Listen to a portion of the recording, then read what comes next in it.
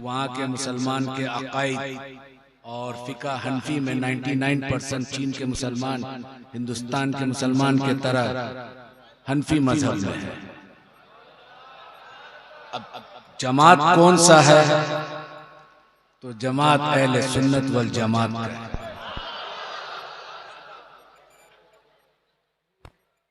आज से 250 साल पहले 4 बुजुर्ग हिंदुस्तान आए थे चीन से।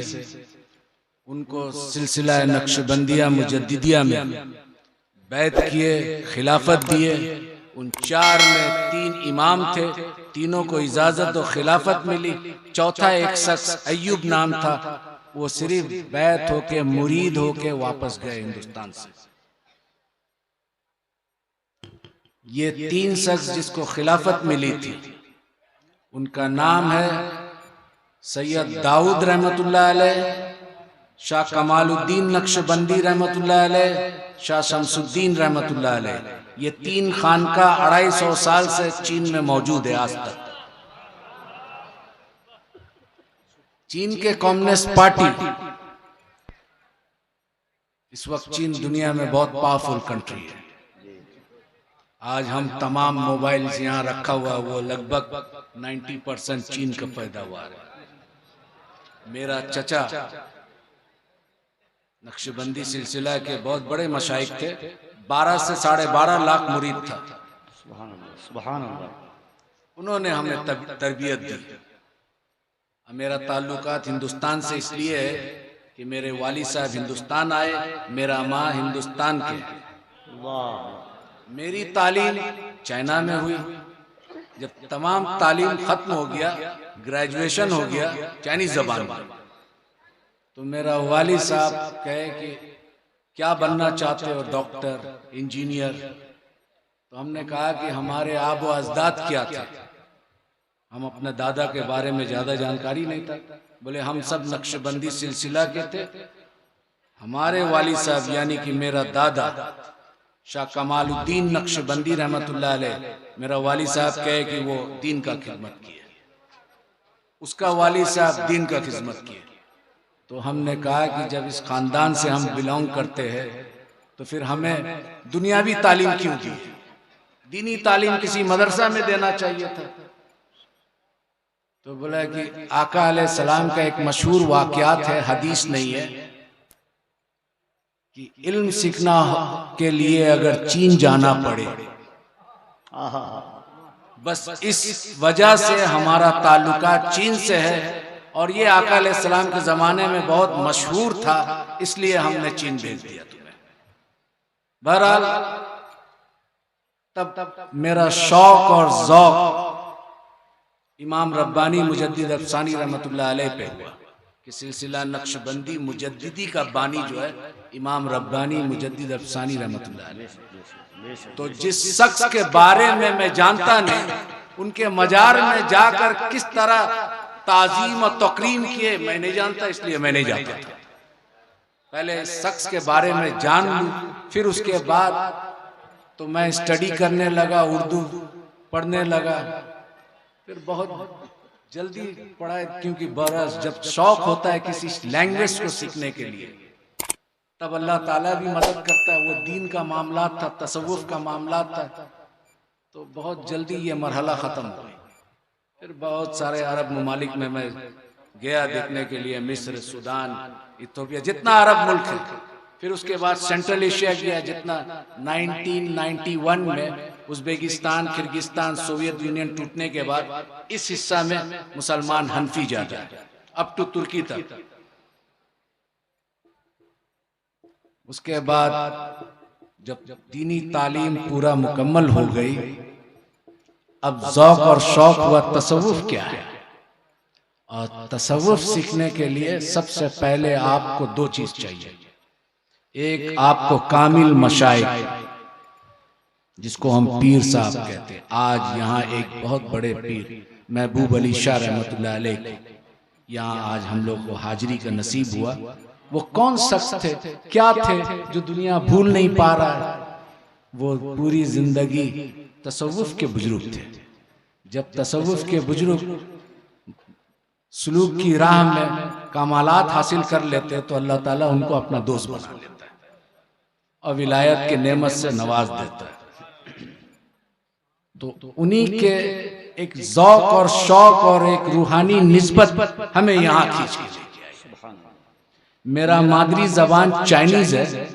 अब चीन के बारे में थोड़ा मैं जानकारी दे दूं। हम रसूलुल्लाह सल्लल्लाहु अलैहि वसल्लम के ताज़ीम में जब वहाँ जुमा का नमाज होता है तो हर मस्जिद है, तो जुमा के नमाज के बाद सलात व सलाम पढ़ा जाता है।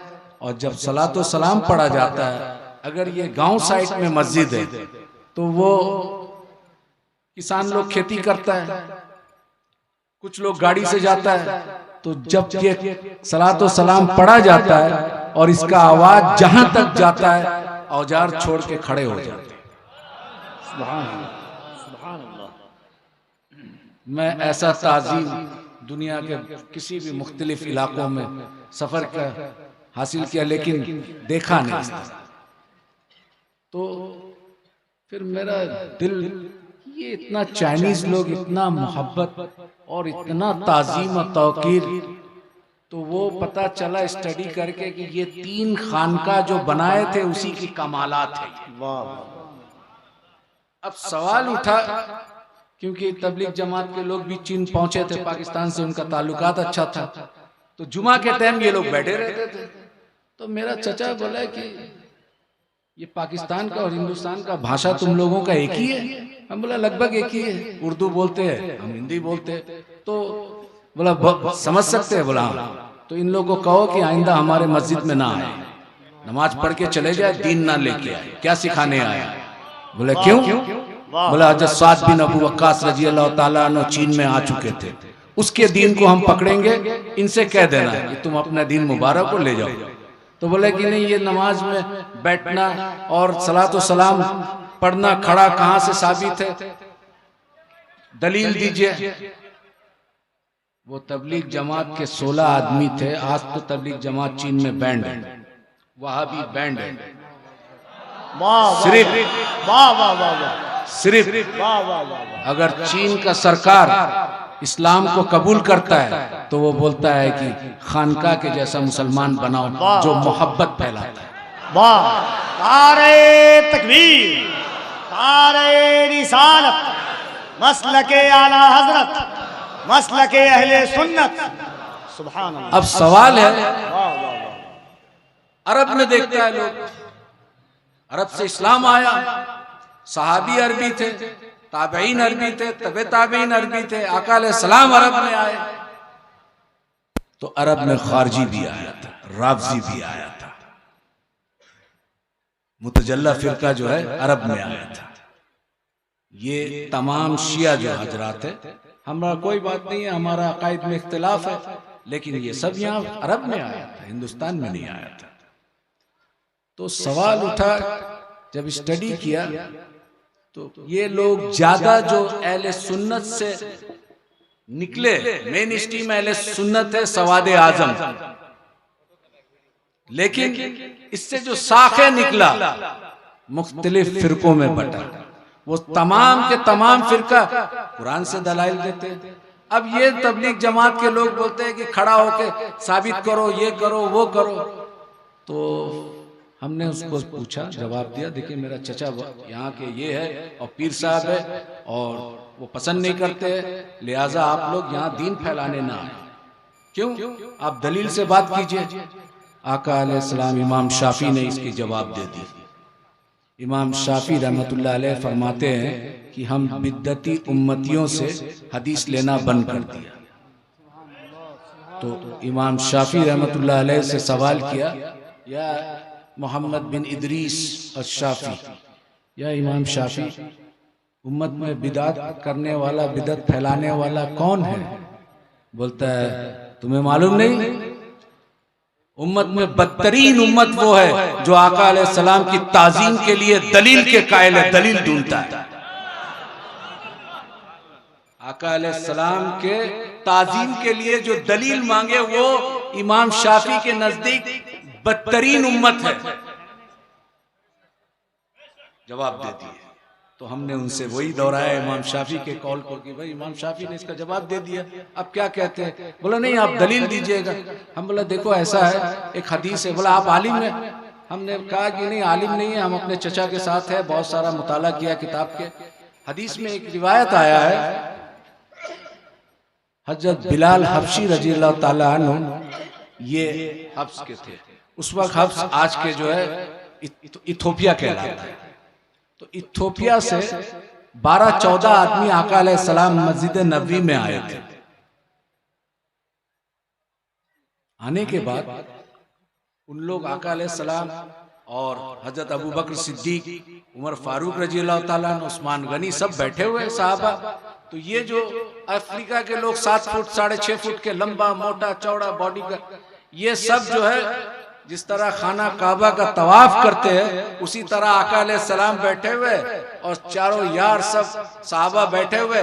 वो एक तरफ उठ के एक पांव उठा के मोहम्मद बिन साले, मोहम्मद बिन साले, और एक हाथ उठा रहे, एक हाथ ऐसा कर रहे और ऐसा घूम रहे।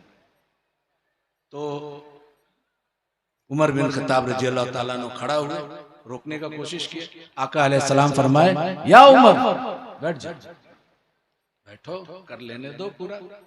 फिर जब पूरा खत्म हो गया तब बैठे। तो फिर आका अलैहिस्सलाम उमर को मुखातिब करके अब पूछो क्या पूछना चाहते हो। तो जब उमर बिन खत्ताब पूछे उनसे कि तुम लोग ये क्या करते हो, तो वो जवाब सुन लीजिए, हम अपने राजा का इस्तकबाल इस तरह करते, आप 2 जहां के राजा है तो आपके इस्तकबाल इस तरह ना करूं। वो अजमी थे, अरबी नहीं थे। तो हदीस में आया ये रिवायत। 12 तौहीद, क्योंकि अहले अरब जो खास करके वहाबी अपने आप को सल्फी या हिंदुस्तान में अहले हदीस कहते हैं, वो कहते हैं कि अहले सुन्नत के पास में तौहीद नहीं है। हमारे बुजुर्गाने दीन जो गुजर के आए, ये सब तौहीद के उस मकाम पे पहुंचे जहां पर तौहीद के मार्फत, अल्लाह की मार्फत हासिल कर ली। तुम जो तौहीद का बयान करते हो, वसीला को मानते नहीं हो, तो उस पर थोड़ा डिबेट हुआ हमसे। तो हमने कहा कि देखो खुदा मत बनो। हम खुदा कैसे बनते, माज़अल्लाह अस्तगफिरुल्लाह। हम बोला वो रब जल जलाल होकर अपने तौहीद को बयान करता है तो क्या कहता है, कुल हुवल्लाहु अहद। कह दीजिए ऐ मेरे महबूब, कुल, कुल का माने कौन है ये समझो, कुल कह दीजिए। किससे कह दूं? मेरे बंदों से, आप अपने उम्मतियों से कह दीजिए वो अल्लाह एक है। तो अल्लाह रब्बुल इज्जत अपने तौहीद को बयान कर रहे वसीला रिसालत से, और तुम बंदा होकर वसीला रिसालत को हटा के खुदा की तरफ पहुंचना चाहते हो। ये तो नामुमकिन है, ये तो खुदा का सुन्नत भी नहीं है। इस तौहीद को ले जाओ, ये शैतानी तौहीद है। हम उस तौहीद को मानते हैं, अहले सुन्नत वल जमात के हुजूर गौसुल आजम रजी अल्लाह ताला अन्हु के तौहीद को मानते हैं। अभी एक अल्लामा ने कहा, तेग अली शाह रहमतुल्लाह अलैह, मेरा एक निस्बत हजरत तेग अली शाह रहमतुल्लाह अलैह के खलीफा थे अब्दुल गफूर रहमतुल्लाह अलैह। उनका एक खलीफा थे जो बांग्लादेश में है, शाह नबी बख्श रहमतुल्लाह अलैह। उनसे भी इस्तिफादा का मौका मिला। तो वो जब बुजुर्गों से आप इस्तिफादा करते, उनकी जूती सीधी करते, तो उनका कुछ फैज़ तो मिलता है। और जब वो फैज़ मिलता है तो फिर आप एक बेखुशबू वाला फूल होते हैं, लेकिन खुशबूदार फूल के साथ जब जुड़ते हैं तो उसकी तासीर जो है आपके अंदर आने लगता है, तो आपका भी महक होने लगता है।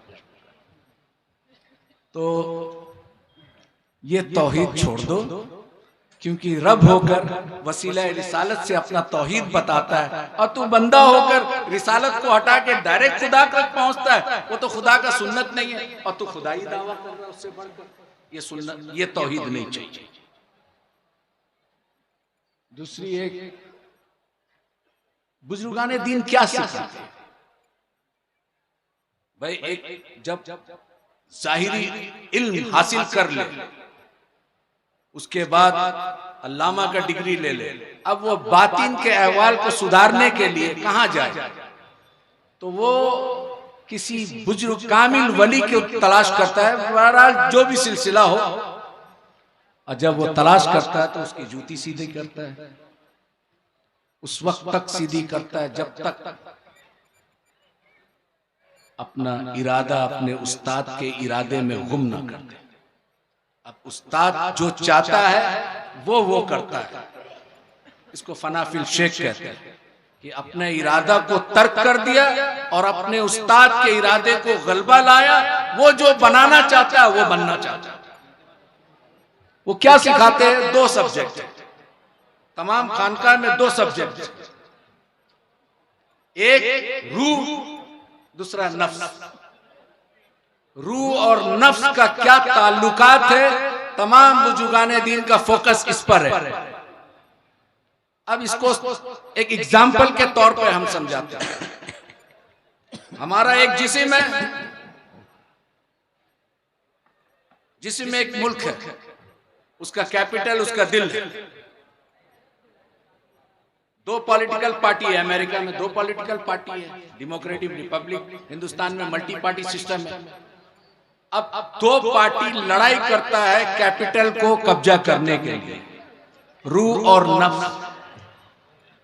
रूह कोशिश करता है बंदों का कल्ब को हासिल करने के लिए, नफ्स कोशिश करता है बंदों के कल्ब को हासिल करने के लिए। जिसमें 2 पॉलिटिकल पार्टी के हैसियत से अगर रूह गलबा आ गया या नफ्स गलबा आ गया तो अक्ल सलीम प्राइम मिनिस्टर होता है, इसको खबर देता है। मेरा हाथ पांव देखना सुनना ये सब डिफरेंट मिनिस्ट्री है। तो जब नफ्स गलबा पा लेता है और पूरा इसका कल्ब पे नफ्स का गलबा हो जाता है तो इसको बुजुर्गाने दीन इस दिल को कहते हैं कल्ब जुल्मानी, क्योंकि नफ्स का गलबा हो गया, रूह इसका कमजोर है। सूफी क्या कहते हैं? उनको तस्किया नफ्स के वजह से उसकी नफ्स को कमजोर करते हैं और रूह के ताबे कर देते हैं। जब नफ्स गलबा पा लेता है, कल्ब को कब्जा कर लेता है और अक्ल सलीम को कहता है कि मुल्क में अब मेरा जीत हो गई, अब ये वो सुनेगा जो नफ्स चाहेगा, तो गुनाह करता है। और उसके ऑपोजिट में नफ्स हार जाए, कमजोर हो जाए, रूह गलबा पा ले। और रूह जब गलबा पाता है तो रूह तो जमीन का चीज नहीं है, रूह अरवा से आया, अल्लाह से वादा करके आया, अलस्तु रब्बी कालू बला, उसको पूरा करके जाना है, जिस्म को लेके जाना है। तो जब रूह कब्जा कर लेता है कैपिटल को तो उसका पूरा जिस्मानी, उसका डिफरेंट पार्ट्स ऑफ मिनिस्ट्री, वो तमाम वो काम करता है जिससे रूह को सुकून मिलता है। उसको सूफिया कहते हैं कि इस बंदे का कल्ब रूहानी। ये है खानकाई निजाम, ये सिखाते हैं तस्फिया कल्ब। अब तीसरा एक है और इसी पर मेरा तकरीर खत्म कर दूंगा।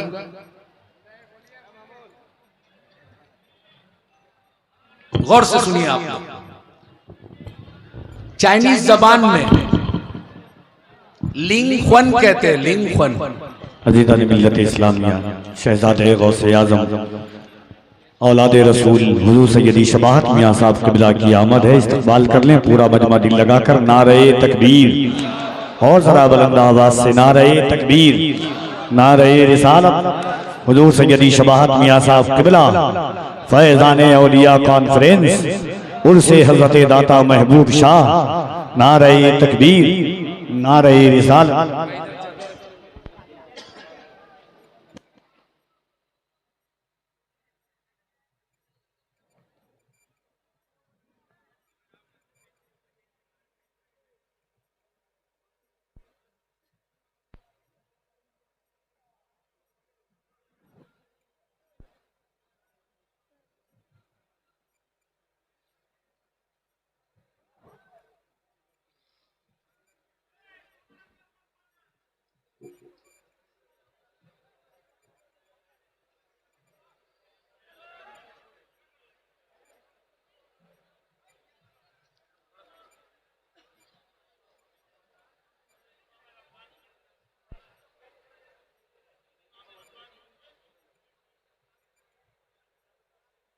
कब्र का सवाल जवाब। बुखारी शरीफ, मुस्लिम शरीफ में मन रब्बुका मा दीनुकुम नहीं है, मा कुंतुम तकूनु फी हाजल रजुल हुआ मुहम्मदुर रसूलुल्लाह सल्लल्लाहु अलैहि वसल्लम।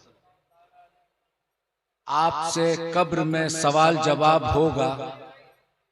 क्या सवाल जवाब होगा? आपसे पूछा जाएगा और रसूलुल्लाह सल्लल्लाहु अलैहि वसल्लम का दीदार होगा और पूछा जाएगा इस शख्स के नाम मोहम्मद रसूलुल्लाह सल्लल्लाहु अलैहि वसल्लम है, इसके बारे में क्या कहता था। पास्ट टेंस, क्या कहता था, इसका मतलब दुनिया में हम क्या कहते थे। ठीक है। अब बुखारी शरीफ में ये आ गया है कि आप कब्र का सवाल जवाब में आपसे पूछा जाएगा, रसूलुल्लाह सल्लल्लाहु अलैहि वसल्लम का दीदार होगा और दिखाया जाएगा और आपसे पूछा जाएगा, फरिश्ते उनका नाम भी बता देंगे। आपसे पूछा जाएगा जब जिंदा था दुनिया में इनके बारे में क्या कहता था। अब यहां पर हाजिर और नाजिर का मामला था। कुछ उलमा का ख्यालात है कि रसूलुल्लाह सल्लल्लाहु अलैहि वसल्लम के रोज़े अतर का पर्दा जो है वहां से खोल दिया जाएगा, उनका दीदार कराया जाएगा, अब पूछा जाएगा।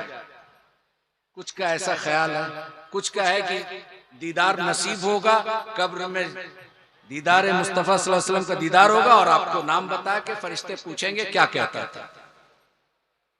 ठीक है। अब ये अमीरुल मोमिनीन फिल हदीस इमाम बुखारी रहमतुल्लाह अलैह।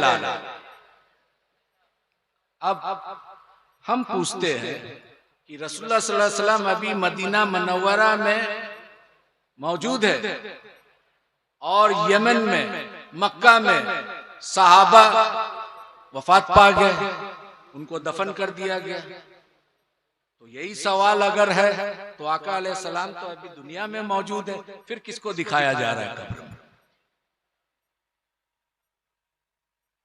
अभी मौजूद है दुनिया में, मदीना मुनव्वरा में है। अगर बुखारी शरीफ का इसी हदीस को माना जाए तो ठीक है, तो फिर रसूलुल्लाह सल्लल्लाहु अलैहि वसल्लम के जमाना में बहुत सारा सहाबी, किसी को शहीद कर दिया गया, कोई दुनिया से रुखसत हो गए। तो फिर उनको जब दफन किया गया तो आका अलैहिस्सलाम का दीदार हुआ, पूछा गया तो आका अलैहिस्सलाम तो मदीना मुनव्वरा में मौजूद है। एक दूसरा, रसूलुल्लाह सल्लल्लाहु अलैहि वसल्लम अब दुनिया में है नहीं। जब दुनिया में थे तो अगर यही क्वेश्चन है पूछा जाएगा तो दुनिया में नहीं है तो भी दिखाया जाएगा। अब वो कहते हैं कि हुजूर अक़दस सल्लल्लाहु अलैहि वसल्लम, ठीक है, अभी कोविड का टाइम में दुनिया में एक ही टाइम में कितने लोग गुजर गए होंगे, कितने लोग का मौत हो गया होगा। सपोज पूरी दुनिया में 10 लाख आदमी एक ही टाइम में मौत हुआ तो मुल्कुल मौत तो एक है। भाई मुल्कुल मौत का ताकत ये मानते हो कि एट अ टाइम, एक ही मिनट, एक सेकंड में 10 लाख आदमी को पूरी दुनिया से मौत का फरिश्ता रूह कब्ज कर सकता है। ये उनका इख्तियार में, ये उनका पावर अल्लाह ने दिया। और ये 1 लाख आदमी को एक ही टाइम में दफन कर दिया जाए और एक ही टाइम में मुनके नकीर रसूलुल्लाह सल्लल्लाहु अलैहि वसल्लम को जियारत भी हो रहा है और पूछा जा रहा है कि इसके बारे में क्या कहता है। तो हर जगह हाजिर और नाजिर नहीं है।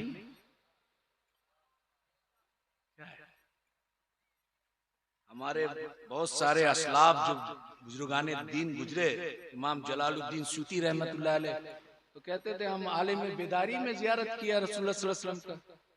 इमाम रब्बानी मुजद्दिद अल्फसानी रहमतुल्लाह अलैह वो तशव्वुद में अशहदु अल्ला इलाहा भूल गए थे, क्योंकि अस्सलामु अलैका अय्युहन नबी जब बोले थे तो उसको जवाब रसूलुल्लाह सल्लल्लाहु अलैहि वसल्लम दिए थे, वो उंगली उठाना भूल गए। आज समरकंद, बुखारा, उज़्बेकिस्तान, अफगानिस्तान का नॉर्दर्न पार्ट जो नक्शबंदी आज भी नहीं उठाते, बोलते इमाम रब्बानी भूल गए। नहीं, मकतूबात रब्बानी में उन्होंने खत लिखा। वो काजी नौमान बदख्शी रहमतुल्लाह अलैह को खलीफा थे कि देखो फकीर ने जो है नमाज में इस तरह का मामलात आया तो तशव्वुद में, क्योंकि आप हनफी है तो हनफी है तो अशहदु अल्ला इलाहा उठाएंगे, लेकिन आपने भूल गए। क्योंकि उस वक्त भूलने का कारण ये था कि रसूलुल्लाह सल्लल्लाहु अलैहि वसल्लम का सलाम का जवाब सुन लिए थे, और जो शख्स रसूलुल्लाह सल्लल्लाहु अलैहि वसल्लम का जवाब सुन ले वो किस्सा ये सुन्नत याद रहेगा। तो उन्होंने कहा कि मैंने अपने खलीफा को लिखा, वो वक्त के मुजद्दिद थे लेकिन साहिब शरीयत तो नहीं थे। आज भी चाइना के बहुत सारा रिमोट एरिया में वो नहीं करते, बोलते इमाम रब्बानी रहमतुल्लाह अलैह के मकतूबात रब्बानी में नहीं है। बराबर। तो एक ही टाइम में इतने लोग का मौत हुआ और एक ही जगह में नहीं हुआ, दुनिया के मुख्तलिफ इलाकों में हुआ, एक ही साथ दफन कर दे और एक ही साथ किसका दीदार हो रहा है? रसूलुल्लाह सल्लल्लाहु अलैहि वसल्लम को दिखाया जा रहा है और पूछा जा रहा है कि इस शख्स के बारे में क्या कहता था। तो फिर हाजिर और नाजिर का क्या माने? यही तो माने। बहरहाल एक छोटा से वाकयात है, वो मैं बयान कर दूं, उसके बाद मैं खत्म करूंगा, क्योंकि मैं डायबिटीज से 35 इयर्स हो गया। मैं 10 बजे सो जाता हूँ, सुबह 4 बजे उठता हूँ। तो वो मौलाना शौकत साहब ने रिक्वेस्ट किया कि आज, तो खैर बहरहाल कोई बात नहीं। मेरा चचा चीन में बहुत बड़े बुजुर्ग शाह सईद रहमतुल्लाह अलैह अभी हाल फिलहाल 4-5-6 साल हुआ इंतकाल कर गया। तो उनके पास आए, वो बड़ा खामोश रहते थे, 91 इयर्स तक हयात था, लेकिन कमजोरी के वजह से वो खड़ा बैठ के नमाज नहीं पढ़ाए। नमाज के टाइम में बहुत जलाल हो जाते थे, इमामत करते थे। तो घर में सब लोग बोला कि आप इतना उम्र हो गया तो आप बैठ के नमाज पढ़े। बोला इमाम बैठ के नमाज नहीं पढ़ेगा, या तो हम अपना बेटा को दे दे इमामत करने, मैं पीछे बैठ जाता हूँ। तो उनके पास कुछ लोग आए, बोले हुजूर रसूलुल्लाह सल्लल्लाहु अलैहि वसल्लम का दीदार, हमने सुना आपके वाली साहब बहुत लोगों को इस जगह में रसूलुल्लाह सल्लल्लाहु अलैहि वसल्लम का मुरीद करके 3-4 दिन में दीदार करा दिए थे, तो आप भी करा दिए, कैसे होगा? तो चचा देखे बहुत सारा लोग ऐसा, बोला ठीक है कोई बात नहीं है, अभी थोड़ा मुरीद में ट्रेनिंग हो। उसमें एक लड़का बड़ा जिद्दी था, उसका नाम था सलाउद्दीन। वो थोड़ा चाइनीज कराटे कुंफू का मास्टर भी था, बहुत सारा अवार्ड ले चुका था। तो वो थोड़ा जिद करने लगा। तो चचा बोले ठीक है, तुम रसूलुल्लाह सल्लल्लाहु अलैहि वसल्लम का दीदार करोगे, कसरत से दरूद शरीफ पढ़ो और कसरत से सुन्नत पर अमल करो। तुम 40 दिन तक करो, फिर उसके बाद इंशाअल्लाह हम रसूलुल्लाह सल्लल्लाहु अलैहि वसल्लम का दीदार करा देंगे। वो शुंफा बोल के एक जगह है, वहां पे सैयद अब्दुल फतूह रहमतुल्लाह अलैह आए थे समरकंद से। उन्होंने उस जगह में कुछ तिब्बती लामा ग्रुप था, वो पूरा मुसलमान हो गया वो एरिया में। वो एरिया में चाइना का सालार कौम कहते हैं, ये लोग तुर्की से आए थे। वहां मिर्चा एक होता है, छोटा मिर्चा होता है, वो बहुत झाल, एक मिर्चा खाना मुश्किल है। तो चचा बोले कि सालाचू, हम चाइनीज में बोल रहे हो, जिस तरह मेरा चचा बोले सलाउद्दीन नीची सालाचू ना पेन ना लाचा कोला। सलाउद्दीन सालार चले जाओ, वहां का मिर्चा लेके आना। हदा पापा बोलते थे, बाबा, पापा माने बाबा, हदा पापा वो चितावला था छीला माय खोला आ गया। बोला सलाउद्दीन मेरे हुजरा में आ जाओ। फिर एक ताला था, चाबी लगा दिए और चाबी मेज में रख दिए। बोले मिर्चा पूरा खा लो। मिर्चा खा लिया। एक मिर्चा खाना मुश्किल है, वो 50 ग्राम मिर्चा। वो बस उम्र था, बड़ा ज़ौक़ और शौक रखता था, तो चिबा चिबा के खा लिए। खाने के बाद उसको हिचकी आने लगा। अब वो पानी खोजे। बोला सलाउद्दीन पानी मत पीना, अगर अपना ख्वाब को पूरा करना है तो पानी मत पीना, और अगर झाल बर्दाश्त ना हो तो चाबी वहां रखना है, खोल के चले जाओ और ये इरादा तर्क कर देना। ठीक है। अब वो परेशान, इधर छपक इधर ये उधर वो, अब थूक निकाल रहा मुख से और थूक में जबान को लगा रहा, लहर रहा है। वो तो मिर्चा आम मिर्चा नहीं है। आप यहाँ कालिम्पोंग दार्जिलिंग में चले जाइए, एक छोटा सा मिर्चा आता है, उसको क्या दल्लू कुरसाई बोलते हैं लोकल लैंग्वेज में। वो एक तो खा लीजिए। आसाम में चले जाइए, भूत, वो बंगला भाषा में मिर्चा को क्या बोलता है, नहीं भूत लंका ना क्या बोलते हैं आसाम में, वो खा के एक तो दिखा दीजिए आप। तो वो सालार का वो मिर्चा खाने के बाद ये तड़प रहा है, ये कर रहा है, वो कर रहा है। बोला सलाउद्दीन नीनेन दरूद, सलाउद्दीन दरूद शरीफ पढ़ो, तुमको दीदार करना है, तुम्हारा वो ख्वाब को पूरा करो, चाबी वहां रखना है, अगर दम तोड़ दे तुम्हारा ख्वाहिश तो फिर ताला खोल के घर चले जाना, पानी पी लेना। अब वो किसी तरह से ऐसा वैसा करके, और चचा जो है तो ज्यादा उम्र हो गया था, सो गए। अब पानी भी सामने रखा हुआ है, पानी सामने है, पीना है नहीं पीना है। अब वो बोला नहीं पिएंगे। किसी तरह से फजीर का टाइम में चचा उठते तहज्जुद के लिए, तो देखा ये अभी भी वैसे ही है, थोड़ा देर के लिए उसका नींद लग गया। जब चचा उठे, आवाज आया वजू करने का, तो वो उठे, सोचे कि हम पानी लेके आएंगे, अब थोड़ा मुख में डाल लेंगे। तो जल्दी से चचा का पानी लेके आए लोटा में, और बोले कि मैं भी वजू कर लूं ताकि पानी मुख में चले जाए। तो बोला बेशक तुम मेरे लिए पानी लाए, लेकिन तुम अभी वजू मत करना। मैं क्यों? बोला तुम अभी तहज्जुद तो पढ़ोगे नहीं। बोला हम भी पढ़ेंगे, तो फिर मिर्चा का झाल खत्म हो जाएगा। बोला नहीं करेंगे। चलो ठीक है, तुम फजीर पढ़ लेना। चचा तहज्जुद से फारिग हो गए, मस्जिद में चले गए, इमामत किए। अब वो पूछने लगा, तो चचा के हुजरा में आए कि हम पूरा मिर्चा खा लिया, पानी नहीं, ताला भी खोला नहीं, रसूलुल्लाह सल्लल्लाहु अलैहि वसल्लम का दीदार नहीं हुआ। बोला तुमको नींद लगा था? बोला थोड़ा देर के लिए लगा था। क्या देखा? बोला हर तरफ पानी देख रहे, आसमान से पानी गिर रहा है, पहाड़ से पानी आ रहा है, घर में पानी है, हर तरफ पानी पानी। बोला हाँ ठीक है अल्हम्दुलिल्लाह। कल जब मिर्चा खिलाया था तुम्हें, वो आम मिर्चा तो नहीं था, सालार का मिर्चा था। तो तुम पानी के लिए तुम्हारा मेंटली, साइकोलॉजिकली, तुम्हारा जाहिर, तुम्हारा बातिन, तुम्हारा हर चीज तवज्जो पानी में था। जब तुम्हारा पूरा तवज्जो पानी में था, तो ख्वाब में तुम पानी देखा।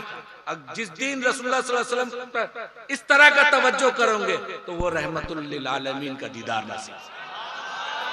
वाखिरु दावाना अल्हम्दुलिल्लाहि रब्बिल आलमीन।